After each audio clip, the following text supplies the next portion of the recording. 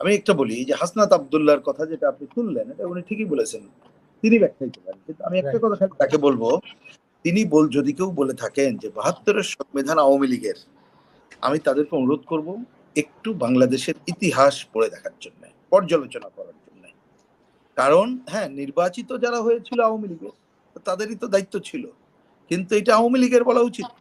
এইখানে আমরা বলেছি যে এর অনেক অসম্পূর্ণতা আছে, তারপরেও আমরা মনে করি ভিত্তিটা ঠিক আছে, সুতরাং এটা আওয়ামী লীগের না, এটা মুক্তিযুদ্ধের মধ্যে দিয়ে অর্জিত।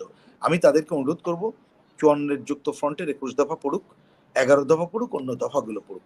ডিফ্যাক্টো তার মধ্যে ধর্মনিরপেক্ষতা, গণতন্ত্র তো বটেই, এমনকি সমাজতন্ত্রের উপাদানগুলো ছিল। সুতরাং এইটাকে কোনো একদলীয় বলে ছুড়ে ফেলানোর কোনো মানে কেউ গ্রহণ করবে না। এর যে অসম্পূর্ণতা আছে আমি পরিষ্কার করে বলে আর ব্যাখ্যায় যাচ্ছে না, এইটা দূর করতে হবে। এটা ঠিক। বাংলাদেশের কমিউনিস্ট পার্টি অনেকদিন ধরে বলে আসছি, যদি বাংলাদেশকে সামগ্রিকভাবে মুক্ত করতে হয় তাহলে ৪টা শত্রু মোকাবেলা করতে হবে। আমরা সহজবোধ্য ভাষায় এই যে আওয়ামী লীগ সরকারের দীর্ঘ দুঃশাসনের বিরুদ্ধে যখন লড়াই করেছি, তখন কিন্তু আমাদের স্লোগান ছিল দুঃশাসন হটাও, ব্যবস্থা বদলাও। কারণ ব্যবস্থা না বদলালে কোনো মুক্তি নাই। আর এই যে ৪টা শত্রুর কথা বললাম, তার একটা হচ্ছে গণতন্ত্রহীনতা, একটা হচ্ছে এই যে সাম্প্রদায়িকতা, যেটা পান্না ভাই বিশেষভাবে উল্লেখ করলেন, আরেকটা হচ্ছে পুঁজিবাদী লুটপাটতন্ত্র, আরেকটা হচ্ছে সাম্রাজ্যবাদী এবং আধিপত্য শক্তির বাংলাদেশে আধিপত্য। এই টোটালিটিতে আপনি এই ৪টা যদি মুক্ত না করতে পারেন তাহলে কিন্তু দেশকে আগাতে পারবেন না। অন্তর্বর্তীকালীন সরকার, তাকে মনে রাখতে হবে এটা বাংলাদেশ, মুক্তিযুদ্ধের মধ্যে অর্জিত বাংলাদেশ। ব্যত্যয় এগুলো ১৪ বছরে যেমন হয়েছে, ৫৩ বছর হয়েছে। নির্বাচিত সরকার আস্তে আস্তে এগুলো সবই করবে, আমরা সেটা চাই, কিন্তু ওনারা তো সব করার ওনাদের অধিকারও নাই, সেটা প্রয়োজনও নাই। তাহলে তো ওনাদের আজীবন ক্ষমতায় থাকতে হবে, সেটা প্রশ্নে ওঠে না।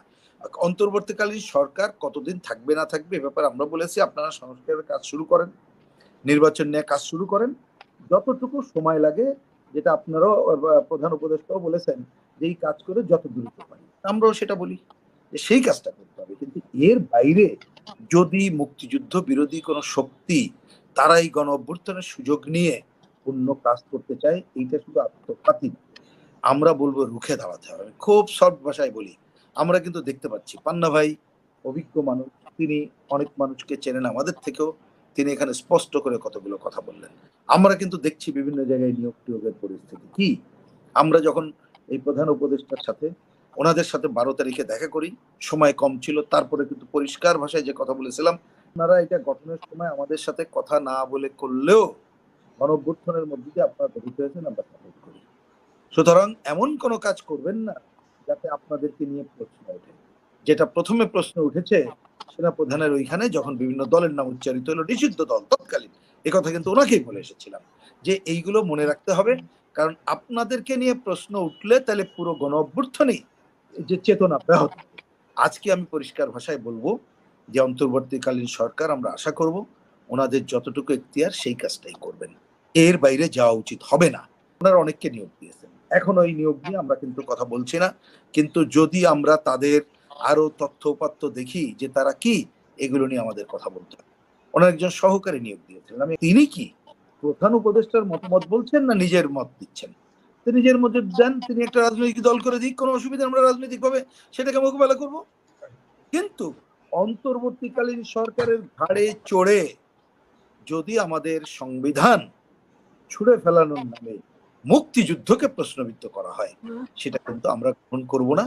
এদেশের বাংলাদেশের ছাত্র জনতা, তরুণ প্রজন্ম সবাই রেডি আছে।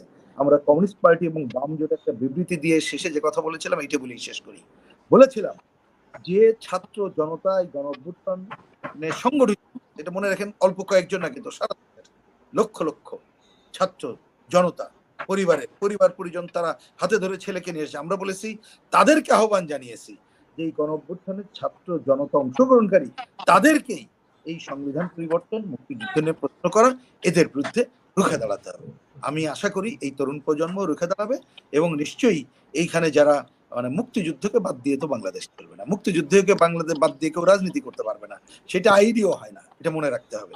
সুতরাং এই দুঃসাহস যাতে কেউ না দেখায়, বরঞ্চ এই গণ অভ্যুত্থানের যে কাজটা আমরা বলেছি, আমি তাদের কথা দিয়ে শুরু করেছিলাম, সেটা হচ্ছে এক ফ্যাসিবাদ স্বৈরাচারের পরিবর্তে যাতে আর একটা ফ্যাসিবাদ স্বৈরাচার না হয়, এক দখলবাজের পরিবর্তে যাতে আর এক দখলবাজ না হয়, কারণ এখানে বিজয়ী তো কোনো দল হয় নাই। এটা আমরা কিন্তু ওনাদেরকে বলে এসেছিলাম যে আপনারা একটা সিগন্যাল দেবেন, কেউ যদি জোর করে এখন কোনো পদে বসে আপনারা বলে দেন যে আমরা একটা নীতিমালা তৈরি করব, তারপরে দল নিরপেক্ষ যোগ্য এবং দক্ষ ব্যক্তিকে নিয়োগ দেব, কেউ যদি জোর করে দখল করে বিদায় করে ওই কাজটি করব। এই সিগন্যাল যদি না দেয় তাহলে কিন্তু এই অন্তর্বর্তীকালীন সরকার সম্পর্কে আরো প্রশ্ন হবে এবং ব্যাহত হবে এই যে প্রায় হাজারো মানুষের রক্তদান, সেটা আমরা হতে দিতে পারি না বাংলাদেশে, এটা আমরা হতে দেব না। গণপরিষদ ডাকার কি কোনো সুযোগ আছে সংবিধান নিয়ে? গণপরিষদ ডাকতে হলে পর তো সংবিধান অনুযায়ী বা কনভেনশন অনুযায়ী সাবেকটা ডাকতে হয়, সেটা না। মূলত যেটা দরকার এই সরকারের, আমি যেটুকু বুঝি, যে একটা গণতান্ত্রিক আবহ অর্থাৎ অ্যাটমসফিয়ার ক্রিয়েট করে গণতান্ত্রিক পদ্ধতিতে ক্ষমতা হস্তান্তর করা, এটা হলো তার একমাত্র দায়িত্ব। ঠিক, এক্সিটটা রাখা একদম। সরকার সেটা বিবেচনা করে করবে, তারা দেখবে, পার্লামেন্টে যারা আসবে তারা দেখবে। সংস্কার যদি আপনি হাত দেন আর এত সংস্কার যদি করতেই চান, সেগুলো তো আবার পাশ করাইতে হবে পার্লামেন্টেই। রাইট রাইট, রেটিফাই না করলে পর তো ওটা গেল না।